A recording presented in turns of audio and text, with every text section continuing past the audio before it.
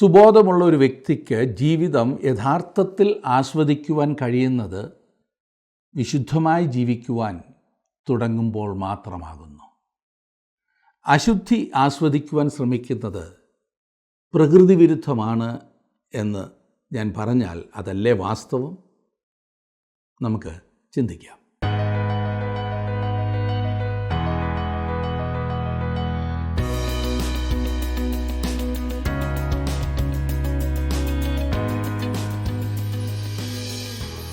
പിതാവായ ദൈവത്തെ പ്രതിബിംബിക്കുവാൻ ദൈവം മനുഷ്യനെ തൻ്റെ സ്വരൂപത്തിലും സാദൃശ്യത്തിലും സൃഷ്ടിച്ചു. വിശുദ്ധ ബൈബിൾ പഠിപ്പിക്കുന്നത് അതാണ്. വിവേകവും സദാചാരനിരതനും ആത്മീയനുമായി മനുഷ്യൻ സൃഷ്ടിക്കപ്പെട്ടു. മഹത്വവും മാനവും അണിഞ്ഞവനായി അവനെ ദൈവം സൃഷ്ടിച്ചു.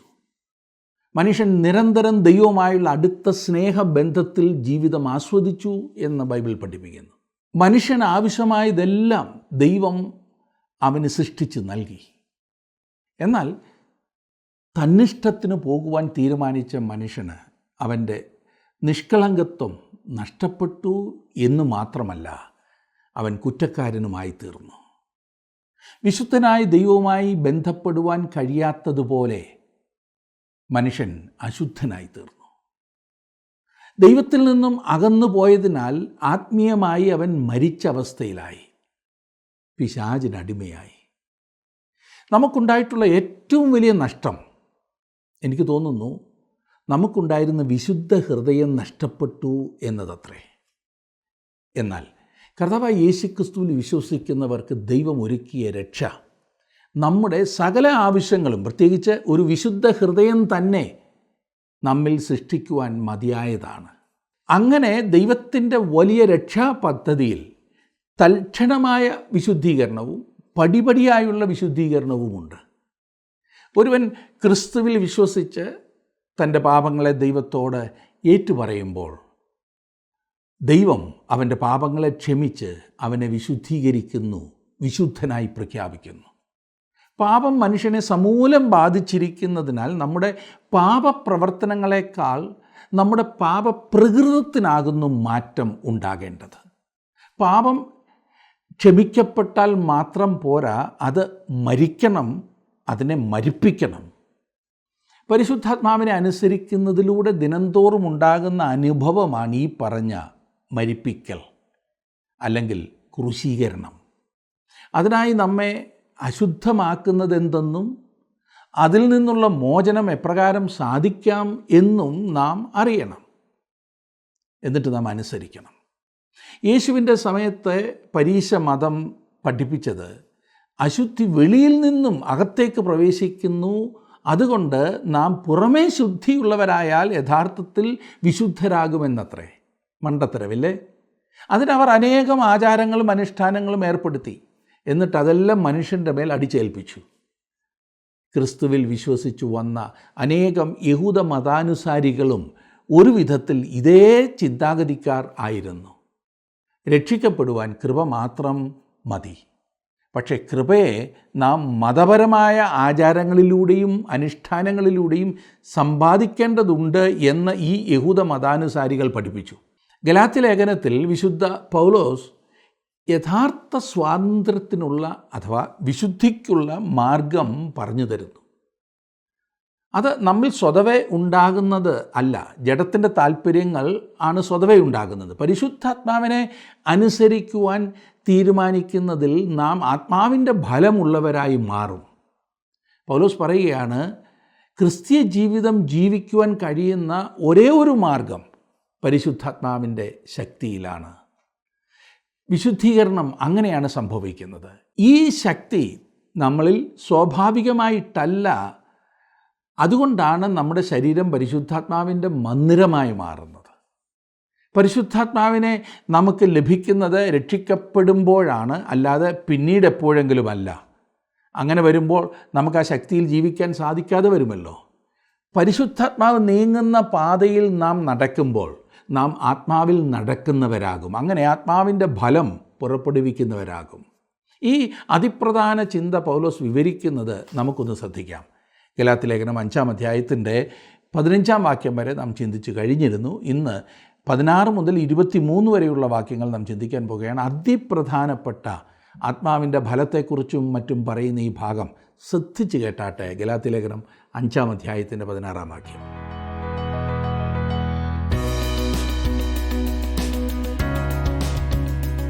ഇനിയും 17 വാക്യം നോക്കാം. 5 അധ്യായത്തിൻ്റെ 17 വാക്യം.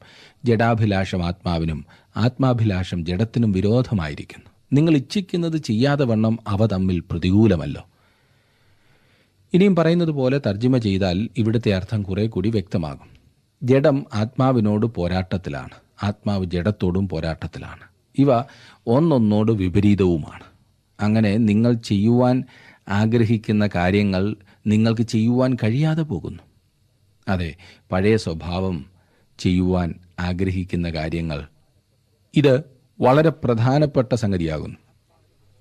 ജഡം ആത്മാവിനോട് പോരാട്ടത്തിലാണ്, ആത്മാവ് ജഡത്തോടും പോരാട്ടത്തിലാണ്.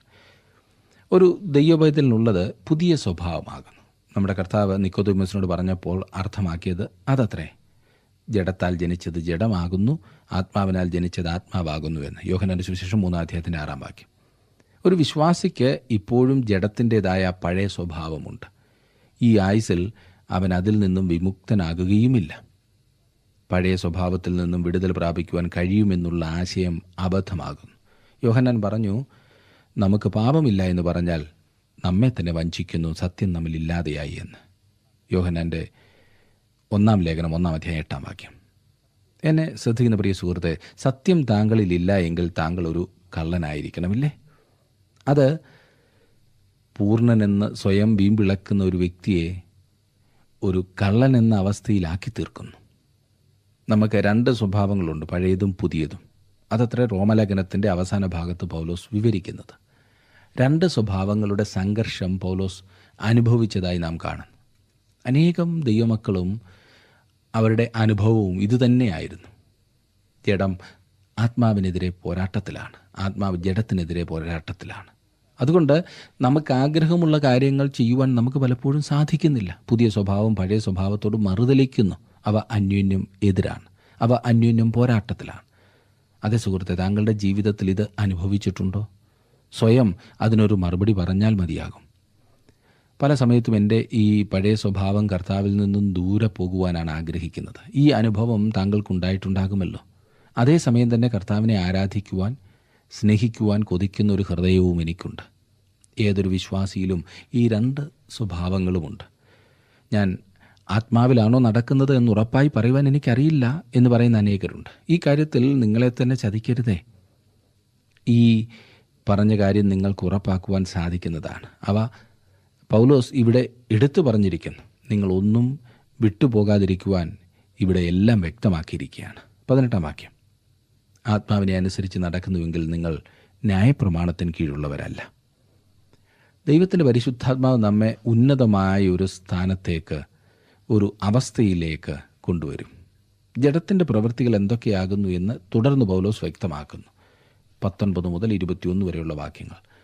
ജഡത്തിൻ്റെ പ്രവൃത്തികളോ ദുർനടപ്പ്, അശുദ്ധി, ദുഷ്കാമം, വിഗ്രഹാരാധന, ആഭിചാരം, പക, പിണക്കം, ജാരശങ്ക, ക്രോധം, ശാഠ്യം, ദ്വന്ദ്വപക്ഷം, ഭിന്നത, അസൂയ, മദ്യപാനം, വെറിക്കൂത്ത് മുതലായവ എന്ന് വെളിവാകുന്നു. ഈ വക പ്രവർത്തിക്കുന്നവർ ദൈവരാജ്യം അവകാശമാക്കുകയില്ല എന്ന് ഞാൻ മുമ്പേ പറഞ്ഞതുപോലെ ഇപ്പോഴും നിങ്ങളോട് മുൻകൂട്ടി പറയുന്നു. ഇത് ഒരു കൂട്ടം വൃത്തികെട്ട ഭോഗേച്ഛപരവും മതപരവും സാമൂഹ്യവും വ്യക്തിപരവുമായ പാപങ്ങളുടെ പട്ടികയാണ്. ഒന്നാമതായി ലൈംഗിക സംബന്ധമായ പാപങ്ങൾ. അതിൽ ആദ്യം ദുർനടപ്പ്, വ്യഭിചാരം, ഏതു വിധത്തിലുള്ള അവിഹിത ലൈംഗിക ബന്ധങ്ങളെയും കാണിക്കുന്നതാണ് ഈ പ്രയോഗം.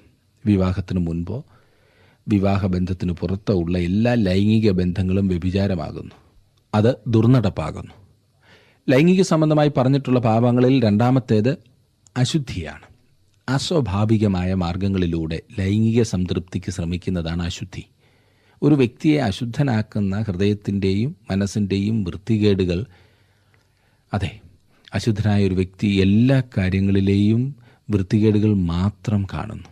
ഇന്നത്തെ നീലച്ചിത്രങ്ങൾ, അശ്ലീല സാഹിത്യം, അസഭ്യ ചിത്രങ്ങൾ, ഇവയെല്ലാം ഈ പറഞ്ഞതിൽപ്പെടും. നമ്മുടെ സമൂഹം ഈ കാര്യത്തിൽ വളരെ അധപ്പതിച്ചുകൊണ്ടിരിക്കുന്നു. പാശ്ചാത്യ സംസ്കാരം എന്ന് പറഞ്ഞ് എന്തും കാട്ടിക്കൂട്ടുവാൻ മടിക്കാത്ത യുവതലമുറ, ദുഷ്കാമം, എങ്ങനെ ഈ ലൈംഗിക സംതൃപ്തി ലഭിക്കണമെന്നുള്ള ഒരേ ഒരു ആഗ്രഹത്തിൽ ജീവിക്കുന്ന അവസ്ഥ, മതത്തെപ്പോലും ഈ കാര്യത്തിനു വേണ്ടി ഉപയോഗിക്കുന്ന പൈശാചികത്വം. ലൈംഗിക വിപ്ലവത്തിൻ്റെ ഒരു കാലത്താണ് നാം ഇന്ന് ജീവിക്കുന്നത്. വിലക്കുകളില്ലാത്ത ലൈംഗിക ബന്ധത്തിന് അനുമതി നൽകുകയും അതിൽ ജീവിക്കുകയും ചെയ്യുന്ന ദൈവങ്ങളെക്കൊണ്ട് നമ്മുടെ ഭാരതം ഇന്ന് പൊറുതിമുട്ടിയിരിക്കുന്നു എന്ന സത്യം എല്ലാവർക്കും അറിയാം. അതെ, ജഡം എപ്പോഴും അതുതന്നെയാണ് ചിന്തിക്കുന്നത്. രണ്ടാമത്തെ കൂട്ടം പാപങ്ങൾ മതപരമാകുന്നു. ഇവിടെ അതിന് ഒന്നാമതായി ആരാധനയെക്കുറിച്ച് പറയുന്നു. ദുർനടപ്പ് പോലെ നികൃഷ്ടമായ ഒന്നാണ് ഈ പറയുന്ന ബിംബാരാധന. ഈ കാര്യം ശ്രദ്ധിച്ചോ? മനുഷ്യൻ്റെ കൈകളാൽ അവൻ്റെ ഭാവനയിൽ സൃഷ്ടിക്കപ്പെട്ട ദൈവത്തെ ആരാധിക്കുന്നതാണ് ഈ ബിംബാരാധന. ഈ കാര്യത്തിൽ ഒരു ന്യായീകരണവുമില്ല. ഇത് തികച്ചും തെറ്റാണ്. ദൈവത്തിൻ്റെ സ്ഥാനമെടുക്കുന്നത് എന്തും വിഗ്രഹമാണ്. മൂന്നാമതായി ആഭിചാരം, അശുദ്ധാത്മാക്കളെ സ്വാധീനിച്ച് എന്തെങ്കിലും നേടുവാനുള്ള ശ്രമം, സേവ, കൂടോത്രം, മന്ത്രവാദം, ക്ഷുദ്രപ്രയോഗം എല്ലാം ഇതിൽപ്പെടും. ഈ വക കാര്യങ്ങളിൽ ഇടപെടുന്നവർ ജഡത്തിൻ്റെ പ്രവൃത്തികളിലാണ് ആയിരിക്കുന്നത്. പിന്നെ പക, ശത്രുത, ഇതേക്കുറിച്ച് ഞാൻ പറയേണ്ടതില്ലല്ലോ. ഇന്ന് അനേകരുടെയും ജീവിതത്തെ നിയന്ത്രിക്കുന്നത് തന്നെ പകയാകുന്നു. മറ്റുള്ളവരെ പകയ്ക്കാതെ ജീവിക്കുവാൻ കഴിയാത്ത അവസ്ഥയിലാണ് ഇന്ന് അനേകരും. പിണക്കം, വഴക്കുണ്ടാക്കുന്ന സ്വഭാവം ആണ് ഇന്ന് അനേകർക്കും. മത്സര മനോഭാവത്തെയാണ് ഇവിടെ കാണിക്കുന്നത്. ഇനിയും സമൂഹപരമായ പാപങ്ങളുടെ പട്ടിക നാം കാണുന്നു. ജാരശങ്ക, മത്സര മനോഭാവത്തെ എൻ്റേതല്ലാത്തത് സ്വന്തമാക്കുവാനുള്ള തത്രപ്പാടാണ് ഇവിടുത്തെ ആശയം. ക്രോധം, മുൻകോപം, നീണ്ടു നിൽക്കുന്ന കോപമാകണം എന്നില്ല. എടുത്തു ചാടി കോപിക്കുക, ആവശ്യമില്ലാത്തതിനൊക്കെ കോപിക്കുക. ശാഠ്യം, ഇത് പലപ്പോഴും കുടുംബത്തിൽ, സഭയിൽ എത്ര വലിയ വിപത്താണ് ഉണ്ടാക്കുന്നത്. ദ്വന്ദ്വപക്ഷം, ഭിന്നത, അസൂയ. അതെ, ഇനിയും വ്യക്തിപരമായ പാപങ്ങളുടെ പട്ടിക നാം കാണുന്നു. മദ്യപാനം, വെറിക്കൂത്ത്. ജഡത്തിൻ്റെ പ്രവൃത്തികളെക്കുറിച്ച് എഴുതി അവസാനിപ്പിച്ചപ്പോൾ പൗലോസ് പറഞ്ഞത് മുതലായവ എന്നത്രേ.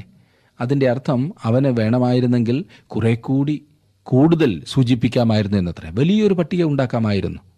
എന്നിട്ട് അവൻ പറയുകയാണ്, ഈ വക പ്രവർത്തിക്കുന്നവർ ദൈവരാജ്യം അവകാശമാക്കുകയില്ല എന്ന്. ഈ വക പ്രവർത്തിക്കുന്നവർ എന്നതുകൊണ്ട് തുടർച്ചയായുള്ള പ്രവർത്തനമാണ് ഉദ്ദേശിക്കുന്നത്. നമ്മുടെ കർത്താവ് മുടിയൻ പുത്രൻ്റെ ദൃഷ്ടാന്തം പറഞ്ഞു. അവൻ പന്നിക്കൂട്ടിലിറങ്ങി, എന്നാൽ അവിടെ പാർത്തില്ല. പന്നിക്കൂട്ടിൽ പാർക്കുന്നത് പന്നികൾ മാത്രമാണ്. ഒരു മകൻ അവിടെ ചെന്നുപെട്ടാൽ അവൻ അവിടെ അസന്തുഷ്ടനായിരിക്കും. അവിടെ നിന്നും വെളിയിൽ വരുന്നതുവരെ അവൻ അസ്വസ്ഥനായിരിക്കും. പാപത്തിൽ തുടരുവാൻ താങ്കൾക്ക് ഇടയായെന്നാൽ താങ്കൾ വളരെ അപകടകരമായ ഒരവസ്ഥയിലാണ്. അതിൻ്റെ അർത്ഥം താങ്കളൊരു ദൈവപൈതൽ അല്ല എന്നാണ്. ജഡത്തിൻ്റെ പ്രവൃത്തികൾ രേഖപ്പെടുത്തിയതിന് ശേഷം ഇനിയും പൗലോസ് ആത്മാവിൻ്റെ ഫലത്തെക്കുറിച്ച് പറയും. തമ്മിലുള്ള വ്യത്യാസം ശ്രദ്ധിച്ചാലും ജഡത്തിൻ്റെ പ്രവർത്തനങ്ങളാണ്, ആത്മാവിൻ്റെ ഫലമാണ്. ജഡത്തിൻ്റെ പ്രവർത്തനങ്ങൾ എന്നാൽ ആത്മാവിൻ്റെ ഫലമാകുന്നു. ജഡത്തിൻ്റെ പ്രവർത്തനങ്ങൾ എന്നാൽ നാം ചെയ്യുന്നവയാണ്. ജഡത്തെ നിയന്ത്രിക്കുവാൻ നൽകപ്പെട്ടതാണ് 10 കൽപ്പനകൾ. എന്നാൽ ക്രിസ്തീയ ജീവിതം ഇപ്പോൾ ആത്മാവിൻ്റെ ഫലം പുറപ്പെടുവിക്കണം. പ്രവൃത്തികളും ഫലവും തമ്മിലുള്ള അന്തരം പ്രധാനപ്പെട്ടതാണ്. ഒരു ഫാക്ടറിയിലുള്ള യന്ത്രം പ്രവർത്തിക്കും, അതിനാൽ എന്തെങ്കിലും ഒരു ഉൽപ്പന്നം ലഭിക്കും. എന്നാൽ അതിനൊരിക്കലും ഒരു ഫലം ഉണ്ടാക്കുവാൻ സാധ്യമല്ല. ജീവനിൽ നിന്നുമാണ് ഫലം ഉണ്ടാകേണ്ടത്. ഒരു വിശ്വാസിയുടെ കാര്യത്തിൽ അത് ആത്മാവിൻ്റെ ജീവനായിരിക്കേണ്ടതാണ്. ഗലാത്യലേഖനം 5-ാം അധ്യായത്തിൻ്റെ 25-ാം വാക്യം. പ്രവൃത്തികളെക്കുറിച്ച് താങ്കൾ ചിന്തിക്കുമ്പോൾ താങ്കൾ പ്രയത്നത്തെക്കുറിച്ചും ജോലിയെക്കുറിച്ചും കഷ്ടപ്പാടിനെക്കുറിച്ചും പണിയെടുക്കുന്നതിനെക്കുറിച്ചുമൊക്കെയാണ് ചിന്തിക്കുന്നത്. എന്നാൽ ഫലത്തെക്കുറിച്ച് ചിന്തിക്കുമ്പോൾ നമ്മുടെ മനസ്സിൽ സൗന്ദര്യത്തെക്കുറിച്ചും ശാന്തതയെക്കുറിച്ചും ജീവൻ്റെ തുടിപ്പിനെക്കുറിച്ചുമൊക്കെയാണ് നാം ചിന്തിക്കുന്നത്. ജഡം നിർജീവ പ്രവൃത്തികളെയാണ് ഉണ്ടാക്കുന്നത്, എന്നാൽ ആത്മാവ് ജീവനുള്ള ഫലം പുറപ്പെടുവിക്കുന്നു. ഈ ഫലത്തിന് അതിൽ തന്നെ കൂടുതൽ ഫലമുണ്ടാക്കുവാനുള്ള വിത്തുകളുള്ളതാണ്. സ്നേഹം കൂടുതൽ സ്നേഹമുണ്ടാക്കുന്നു, സന്തോഷം കൂടുതൽ സന്തോഷമുണ്ടാക്കും. പഴയ സ്വഭാവത്തിന് ഫലം പുറപ്പെടുവിക്കുവാൻ സാധ്യമല്ല, പുതിയ സ്വഭാവത്തിന് മാത്രമേ അത് സാധിക്കൂ. താങ്കളുടെ വിലപ്പെട്ട നിർദ്ദേശങ്ങളും അഭിപ്രായങ്ങളും പ്രാർത്ഥനാ വിഷയങ്ങളും ഇന്ന് തന്നെ ഞങ്ങളെ വിളിച്ചറിയിക്കുക.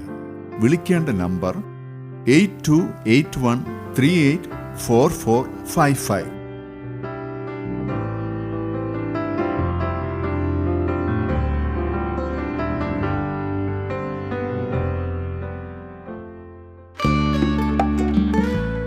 ഇന്നത്തെ പ്രോഗ്രാം താങ്കൾക്ക് ഇഷ്ടപ്പെട്ടുവോ?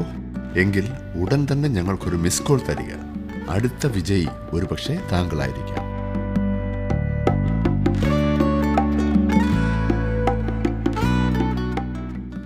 അഞ്ചാം അധ്യായത്തിൻ്റെ 22-23 വാക്യങ്ങൾ നോക്കിക്കാട്ടെ. ആത്മാവിൻ്റെ ഫലമോ സ്നേഹം, സന്തോഷം, സമാധാനം, ദീർഘക്ഷമ, ദയ, പരോപകാരം, വിശ്വസ്തത, സൗമ്യത, ഇന്ദ്രജയം. ഈ വകയ്ക്ക് വിരോധമായ ഒരു ന്യായപ്രമാണവുമില്ല. യോഹന്നാന്റെ സുവിശേഷം 15-ാം അധ്യായത്തിൽ കർത്താവായ യേശുക്രിസ്തു ആത്മാവിൻ്റെ ഫലത്തെക്കുറിച്ച് സംസാരിച്ചിട്ടുണ്ട്. അവൻ പറഞ്ഞത് അവനെ കൂടാതെ നമുക്കൊന്നും സാധ്യമല്ല എന്നത്രേ. നമ്മുടെ ജീവിതത്തിൽ അവിടുന്ന് ആഗ്രഹിക്കുന്നത് ഫലമാകുന്നു. നമ്മിൽ അവിടുന്ന് ആഗ്രഹിക്കുന്നത് ഫലം, അധികം ഫലം, വളരെ ഫലമാകുന്നു. മത്തായിയുടെ സുവിശേഷം 13-ാം അധ്യായത്തിൽ വിതയ്ക്കുന്നവൻ്റെ ഉപമയിൽ കർത്താവ് 30 മേനി, 60 മേനി, 100 മേനി എന്ന് പറഞ്ഞിരിക്കുന്നത് പോലെയാണ് ഇവിടെയും. നാം വളരെ ഫലം കായ്ക്കണമെന്നത്രേ കർത്താവ് ആഗ്രഹിക്കുന്നത്. ദൈവത്തിൻ്റെ ആത്മാവിനെ ഉപയോഗിച്ച് കർത്താവായ യേശു ആകുന്നു നമ്മുടെ ജീവിതങ്ങളിൽ ഫലം പുറപ്പെടുവിക്കുന്നത്. അവിടുത്തെ ജീവിതം നമ്മിലൂടെ ജീവിക്കുവാൻ അവൻ ആഗ്രഹിക്കുന്നു. അതുകൊണ്ടത്രേ ഞാൻ പലപ്പോഴും പറയാറുള്ളത്, ക്രിസ്തീയ ജീവിതം ജീവിക്കുവാൻ താങ്കളോടും എന്നോടും ആവശ്യപ്പെട്ടിട്ടില്ല എന്ന്. അവിടുന്ന് താങ്കളിലൂടെ ജീവിക്കുവാൻ താങ്കൾ അനുവദിക്കണമെന്ന് മാത്രമാണ് അവിടുന്ന് ആവശ്യപ്പെടുന്നത്. ഒരു വിശ്വാസിക്കും സ്വയം ക്രിസ്തീയ ജീവിതം നയിക്കുവാൻ സാധ്യമല്ല. പഴയ സ്വഭാവത്തിന് ആത്മാവിൻ്റെ ഫലം പുറപ്പെടുവിക്കുവാൻ സാധ്യമല്ല. റോമലേഖനം 7-ാം അധ്യായത്തിൻ്റെ 18-ാം വാക്യത്തിൽ പൗലോസ് ഈ കാര്യം വ്യക്തമാക്കുന്നുണ്ട്. അതായത് പുതിയ സ്വഭാവത്തിന് ആത്മാവിൻ്റെ ഫലം പുറപ്പെടുവിക്കുവാൻ ഒരു ശക്തിയുമില്ല എന്ന് അവിടെ പൗലോസ് പറഞ്ഞിരിക്കുന്നു. നന്മ ചെയ്യുവാനുള്ള താല്പര്യം എനിക്കൊണ്ട് പ്രവർത്തിക്കുന്നതോ ഇല്ല. നമ്മിൽ അനേകർക്കുമുള്ള പ്രശ്നം അതുതന്നെയാണ്. നിങ്ങൾ അതെങ്ങനെയാണ് ചെയ്യുന്നത്? സ്വയം ചെയ്യുവാനുള്ള മാർഗനിർദ്ദേശങ്ങൾ തന്നുവിടുന്ന ഒരു പരിപാടി അല്ലിത്. എന്നാൽ ദൈവത്തിൻ്റെ ആത്മാവ് നമ്മുടെ ജീവിതത്തിൽ ആത്മാവിൻ്റെ ഫലം പുറപ്പെടുവിക്കുന്നത് എപ്രകാരമാണ്? ഫലം കായ്ക്കുന്ന വിഷയം വളരെ രസകരമായ ഒന്നത്രേ. നിങ്ങൾ ഫലം കായ്ക്കുന്ന മരങ്ങളെ ശ്രദ്ധിച്ചിട്ടില്ലേ? നമ്മുടെ നാട്ടിൽ വളരെയേറെ ഫലവൃക്ഷങ്ങളുണ്ടല്ലോ. ഞങ്ങളുടെ പുരയിടത്തിൽ തന്നെ എന്തെല്ലാം ഫലങ്ങൾ ഞാൻ കാണാറുണ്ട്. മാവ്, പ്ലാവ്, കശുമാവ്, സപ്പോട്ട, നാരകം, അങ്ങനെ അനേകം വൃക്ഷങ്ങൾ. ഇതിനോടൊക്കെ എനിക്ക് വളരെ താല്പര്യമാണ്. സമയമില്ലാത്തതാണ് പലപ്പോഴും കുഴപ്പം. കൃഷി എനിക്ക് താല്പര്യമാണ്. ഞാൻ മനസ്സിലാക്കിയൊരു സംഗതി, വൃക്ഷം ഫലം പുറപ്പെടുവിക്കുന്നു അല്ലാതെ സ്വന്തം പരിശ്രമങ്ങൾ കൊണ്ടല്ല. കൊമ്പുകളെല്ലാം കൂടി ഒന്നിച്ചു ചേർന്ന് നമുക്ക് ഈ ആണ്ടിൽ അല്പം കൂടുതൽ കഷ്ടപ്പെട്ടിട്ടാണെങ്കിലും വേണ്ടുകയില്ല, ഈ പാർട്ടിക്ക് കുറേ ഫലമുണ്ടാക്കി കൊടുക്കണമെന്ന് പറയുകയില്ല. അത് സ്വയം ഉണ്ടാകുന്നതാണ്. അങ്ങനെ ഉണ്ടാകാത്തത് ആസ്വദിക്കുവാൻ കൊള്ളുകയില്ല താനും. വേറൊരു കാര്യം, കൊമ്പുകൾ ഒരിക്കലും തായ്തടിയെ വിട്ട് ഓടി നടക്കുകയില്ല. നമ്മുടെ കർത്താവ് പറഞ്ഞു, കൊമ്പിനും മുന്തിരിവള്ളിയിൽ വസിച്ചിട്ടല്ലാതെ സ്വയമായി കായ്പാൻ കഴിയാത്തതുപോലെ എന്നിൽ വസിച്ചിട്ടല്ലാതെ നിങ്ങൾക്ക് കഴിയുകയില്ല എന്ന്. യോഹന്നാന്റെ സുവിശേഷം 15-ാം അധ്യായത്തിൻ്റെ 4-ാം വാക്യം. നമ്മുടെ പ്രശ്നം, നാം നമ്മെ തന്നെ ജീവനുള്ള യാഗമായി ദൈവത്തിന് സമർപ്പിക്കും. എന്നാൽ യാഗപീഠം ചൂടുപിടിക്കുമ്പോൾ നാം പതിയെ ഇഴഞ്ഞ് താഴെ ഇറങ്ങും. ഫലം കായ്ക്കണമെങ്കിൽ നാം ക്രിസ്തുവിൽ വസിക്കണം. നമുക്ക് മനസ്സിലാക്കുവാൻ കഴിയേണ്ടതിന് പൗലോസ് ഫലം കായ്ക്കുന്നതിൻ്റെ പ്രമാണമാകുന്നു പറയുന്നത്. പറ്റിച്ചേരുന്നതിനാലാണ് ഫലം കായ്ക്കുന്നത്. നമുക്കുള്ള മധുരതരമായ സ്വാധീനത്തിന് വിധേയപ്പെടുന്നതിനാൽ, അതെ, അങ്ങനെയാകുന്നു ഫലം കായ്ക്കുന്നത്. ഞാൻ ലോകത്തെക്കുറിച്ചോ പൗലോസിനെക്കുറിച്ചോ അല്ല പറയുന്നത്. നാം നമ്മിൽ വസിക്കുന്ന പരിശുദ്ധാത്മാവിനോട് പറ്റിച്ചേരണം, വിധേയപ്പെടണം. പരിശുദ്ധാത്മാവ് നമ്മിൽ ഫലം പുറപ്പെടുവിക്കുവാൻ ആഗ്രഹിക്കുന്നു. അതിനെയാണ് ആത്മാവിൻ്റെ ഫലമെന്ന് പറയുന്നത്. ആത്മാവിൻ്റെ ഫലമോ സ്നേഹം, സന്തോഷം, സമാധാനം. ഫലങ്ങളല്ല, ഫലമാണ്. ഏകവചനം. ഇവിടുത്തെ വ്യാകരണത്തെക്കുറിച്ച് താങ്കൾക്ക് വേണമെങ്കിൽ തർക്കിക്കാവുന്നതാണ്. എന്നാൽ ഇത് ഗ്രീക്കിലും ഏകവചനമാണ്. ഇവിടെ രണ്ടർത്ഥവും ഉണ്ടാകാം. ഒന്ന്, ഒരൊറ്റ ഫലമാണ്, 9 രുചികളാണെന്ന് മാത്രം. രണ്ടാമതായി, ഫലം ആദ്യം പറഞ്ഞിരിക്കുന്ന സ്നേഹമാകുന്നു. അതിൽ നിന്നും ഉരുത്തിരിയുന്നതാണ് മറ്റെല്ലാ ഫലങ്ങളും. പ്രഥമമായിട്ടുള്ളത് സ്നേഹമാകുന്നു. പൗലോസ് പറഞ്ഞു, സ്നേഹമില്ല എങ്കിൽ നാം മുഴങ്ങുന്ന ചെമ്പോ ചിലമ്പുന്ന കൈത്താളമോ ആയിരിക്കുമെന്ന്. ബൈബിളിൽ നിന്നും എടുത്ത് ശരിക്ക് ഫ്രെയിം ചെയ്ത് ചുവരിൽ തൂക്കുവാൻ വേണ്ടി ഉദ്ദേശിച്ചുള്ളതല്ല 1 കൊരിന്ത്യർ 13-ാം അധ്യായം. അത് ആത്മാവിൻ്റെ ഫലത്തിൻ്റെ കൂട്ടത്തിലുള്ളതാണ്. ആത്മാവിൻ്റെ ഫലം ആകുന്ന സ്നേഹമില്ലാതെ ആത്മാവിൻ്റെ വരങ്ങൾ പ്രാവർത്തികമാക്കുവാൻ പാടില്ല. ആത്മാവിൻ്റെ ഫലത്തിലൂടെ അല്ലാതെ നിങ്ങൾക്കും എനിക്കും ഒരു വരം പ്രവൃത്തിപഥത്തിൽ കൊണ്ടുവരിക സാധ്യമല്ല. സ്നേഹം ഏറ്റവും പ്രധാനപ്പെട്ടതാണ്. നാം എത്ര വലിയ ത്യാഗം ചെയ്താലും സ്നേഹമില്ല എങ്കിൽ ഒന്നുമില്ല എന്ന് പൗലോസ് 1 കൊരിന്ത്യർ 13 അധ്യായത്തിൽ പറഞ്ഞിരിക്കുന്നു. പൗലോസ് പറയുന്നതിൻ്റെ പ്രാധാന്യം നാം മനസ്സിലാക്കേണ്ടതുണ്ട്. 1 കൊരിന്ത്യർ 13 അധ്യായത്തിൽ പൗലോസ് പറയുന്ന മറ്റൊരു കാര്യം എന്തെന്നാൽ സ്നേഹം ഒരിക്കലും സ്വാർത്ഥം അന്വേഷിക്കുന്നില്ല എന്നത്രേ. സ്നേഹം എപ്പോഴും മറ്റുള്ളവർക്ക് വേണ്ടി എന്തെങ്കിലും ചെയ്യുന്നു.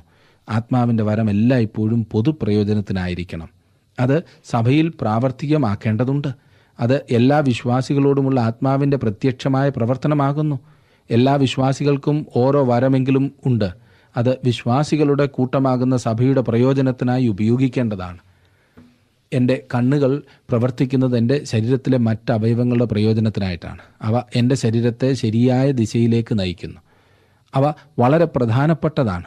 എൻ്റെ ശരീരത്തിൽ നിന്ന് കണ്ണുകൾ ഇറങ്ങിപ്പോയിട്ട് ഞങ്ങളെക്കൊണ്ട് മറ്റുള്ളവർക്ക് പ്രയോജനമുള്ളതൊക്കെ ചെയ്യുവാൻ സാധ്യമല്ല, ഞങ്ങൾ മടുത്തു, കുറച്ച് സമയത്തേക്ക് ഞങ്ങളുടെ പാട് നോക്കുവാൻ പോകുന്നു എന്ന് പറയുകയില്ല. അങ്ങനെ ചെയ്യുകയുമില്ല. ഒരു കാര്യം നാം പ്രത്യേകം ഗ്രഹിച്ചിരിക്കേണ്ടത്, ഒരൊറ്റ വരവും ആത്മാവിൻ്റെ ഫലം ഇല്ലാതെ പ്രാവർത്തികമാക്കുവാൻ പാടില്ല. ആ ഫലം സ്നേഹമാകുന്നു. യോഹന്നാന്റെ സുവിശേഷം 15 അധ്യായത്തിൽ കർത്താവ് സംസാരിച്ചത് ഈ ഫലത്തെക്കുറിച്ചാണ്. ഫലം ആത്മാവിൻ്റെ ഫലമാണ്. ഇന്ന് അനേകരും മത്സരിച്ചാണ് ആത്മാവിൻ്റെ വരം എന്ന് തങ്ങൾക്ക് തോന്നിയതൊക്കെ പ്രവർത്തിക്കുന്നത്. ഒന്നുകിൽ സ്വന്തം താല്പര്യങ്ങൾക്കും ലാഭം ഉണ്ടാക്കുവാനുമായിട്ട്, അല്ലെങ്കിൽ മറ്റുള്ളവരെ തോൽപ്പിക്കുവാൻ. ഇതൊരിക്കലും ആത്മീക വരങ്ങളല്ല. പരിശുദ്ധാത്മാവിൻ്റെ വരങ്ങൾ ആത്മാവിൻ്റെ ഫലമാകുന്ന സ്നേഹത്തിൽ വേണം പ്രാവർത്തികമാക്കേണ്ടത്. 22 23 വാക്യങ്ങളിൽ നാം കണ്ടത് ആത്മാവിൻ്റെ ഫലമോ സ്നേഹം, സന്തോഷം, സമാധാനം, ദീർഘക്ഷമ, ദയ, പരോപകാരം, വിശ്വസ്തത, സൗമ്യത, ഇന്ദ്രിയജയം. ഈ വകയ്ക്ക് വിരോധമായി ഒരു ന്യായപ്രമാണവും ഇല്ല എന്നത്രേ. ഈ വകയ്ക്ക് വിരോധമായി ഒരു ന്യായപ്രമാണവുമില്ല. ഇവയെ ഉണ്ടാക്കുവാൻ കഴിയുന്ന ഒരു ന്യായപ്രമാണവുമില്ല. താങ്കളുടെ സ്വന്തം പരിശ്രമത്താൽ ഈ പറഞ്ഞതിനെ ഒന്നിനെയും ഉണ്ടാക്കുവാൻ താങ്കൾക്കും എനിക്കും സാധിക്കില്ല. അഥവാ ഒരു സാഹചര്യത്തിൽ ഉണ്ടാക്കിയാൽ അധികം താമസിക്കാതെ അത് ഇല്ല എന്ന് മനസ്സിലാക്കും. ഉദാഹരണത്തിന്, സൗമ്യത കാണിക്കുവാൻ താങ്കൾ എപ്പോഴെങ്കിലും ശ്രമിച്ചിട്ടുണ്ടോ? സൗമ്യനായിരിക്കുവാനുള്ള പരിശ്രമം. സൗമ്യനായിരിക്കുവാൻ നിങ്ങൾ പരിശ്രമിച്ച് അത് നേടിയെന്നിരിക്കട്ടെ. അപ്പോൾ നിങ്ങളുടെ നേട്ടത്തിൽ നിങ്ങൾ നിഗളിക്കും. അപ്പോൾ സൗമ്യതയും വിനയവും എല്ലാം തീരും. ഒരു നിമിഷം നമുക്ക് ആത്മാവിൻ്റെ ഫലത്തെ ഒന്ന് നോക്കാം.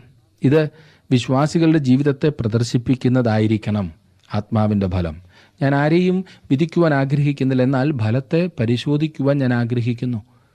താങ്കൾ ഉൽപ്പാദിപ്പിക്കുന്ന ഫലത്തെ ശ്രദ്ധിക്കുവാൻ, അതിൻ്റെ നിജസ്ഥിതി മനസ്സിലാക്കുവാൻ എനിക്ക് അധികാരമുണ്ട്.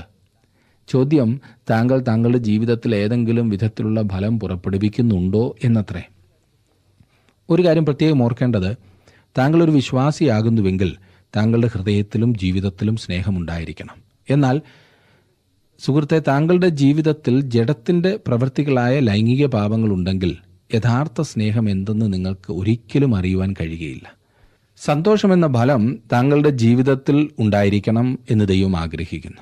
നമുക്ക് സന്തോഷം ഉണ്ടാക്കുവാനാണ് കർത്താവ് വന്നത്. നമ്മുടെ ജീവിതത്തിൽ കുറെ കൂടി രസമുണ്ടായിരുന്നെങ്കിൽ എന്ന് ഞാൻ ആശിച്ചു പോകുന്നു. സന്തോഷിക്കുവാനായി ലോകത്തിന് വളരെയേറെ മാർഗങ്ങളുണ്ട്. മദ്യഷാപ്പുകളിലും അതുപോലെ വെറിക്കൂത്ത് രംഗങ്ങളിലും സന്തോഷ സമയം കണ്ടെത്തുവാൻ മനുഷ്യൻ ശ്രമിക്കുന്നു. എങ്ങനെയെങ്കിലും സന്തോഷമായിരിക്കുവാൻ ആഗ്രഹിക്കുന്ന മനുഷ്യൻ്റെ ബലഹീനതയെ ചൂഷണം ചെയ്യുവാൻ വളരെയേറെ കാര്യങ്ങളിന്നുണ്ട്. സന്തോഷത്തിനു വേണ്ടി തനിക്കുള്ളതൊക്കെ കൊടുക്കുവാൻ മനുഷ്യൻ തയ്യാറാകുന്നു. സന്തോഷിക്കുവാൻ അവർ കയറിപ്പോകുമ്പോൾ ഉള്ള മുഖത്തേക്കാൾ പരിതാപകരമാണ് ഇറങ്ങി വരുമ്പോൾ എന്ന് മാത്രം. അതൊക്കെ കബളിപ്പിക്കൽ മാത്രം. അവിടെ ലഭിക്കുന്നത് വാസ്തവത്തിൽ സന്തോഷമല്ല. യോഹന്നാൻ അപ്പോസ്തലൻ എഴുതി, നമ്മുടെ സന്തോഷം പൂർണ്ണമാകുവാൻ ഞങ്ങളിത് നിങ്ങൾക്ക് എഴുതുന്നു. ഈ സംഗതികൾ എഴുതിയിരിക്കുന്നത് നിങ്ങൾ വാസ്തവത്തിൽ ജീവിതം ആസ്വദിക്കേണ്ടതിനാണ്. പ്രിയ സുഹൃത്തെ, താങ്കൾ വാസ്തവത്തിൽ ജീവിതം ആസ്വദിക്കുന്നുണ്ടോ? അതോ ജനിച്ചു പോയതുകൊണ്ട് അങ്ങനെ അങ്ങ് ജീവിച്ചു പോകുകയാണോ? ഒരു വിശ്വാസി എന്ന നിലയിൽ താങ്കൾ ജീവിതം ആസ്വദിക്കുന്നുണ്ട് എന്ന് ഞാൻ വിശ്വസിക്കട്ടെ. മൂന്നാമത് പറഞ്ഞിരിക്കുന്ന ഫലം സമാധാനമാകുന്നു. ദൈവസമാധാനം. അതെ, മതം ഈ പറഞ്ഞ സമാധാനം നിങ്ങൾക്കൊരിക്കലും തരില്ല. ക്രിസ്തുവിന് മാത്രമേ ഹൃദയത്തിൻ്റെ ആഴത്തിൽ സമാധാനം നൽകുവാൻ സാധിക്കൂ. വിശ്വാസത്താൽ നീതീകരിക്കപ്പെട്ടിട്ട് നമ്മുടെ കർത്താവായ യേശുക്രിസ്തു മുഖാന്തരം നമുക്ക് ദൈവത്തോട് സമാധാനമുണ്ട്. തുടർന്ന് ദയയെക്കുറിച്ച് പറയുന്നു. മറ്റുള്ളവരോട് ദയയോടുകൂടി ഇടപെടുക. വിശ്വസ്തത ഈ ലിസ്റ്റിൽ കാണുന്നു. നിങ്ങൾ ഒരു ദൈവപൈതലെങ്കിൽ നിങ്ങൾ വിശ്വസ്തനായിരിക്കും. നിങ്ങളുടെ ഭർത്താവിനോടോ ഭാര്യയോടോ അവിശ്വസ്തത കാണിക്കില്ല, വിശ്വസ്തനായിരിക്കും. തുടർന്ന് സൗമ്യതയെക്കുറിച്ച് പറയുന്നു. അതിൻ്റെ അർത്ഥം ഒന്നിനും പ്രതികരിക്കാതിരിക്കുക എന്നല്ല. വാസ്തവത്തിൽ സൗമ്യർ എന്ന് വിശേഷിപ്പിച്ചിട്ടുള്ള രണ്ട് വ്യക്തികൾ മോശയും യേശു കർത്താവുമാണ്. മോശ പർവ്വതത്തിൽ നിന്നും കൽപ്പലകളുമായി ഇറങ്ങി വന്നപ്പോൾ പ്രതികരിച്ച വിധം കണ്ടിട്ട് അവൻ സൗമ്യനാകുന്നു എന്ന് നിങ്ങൾ സമ്മതിക്കുവാൻ മടിച്ചു എന്ന് വന്നേക്കാം.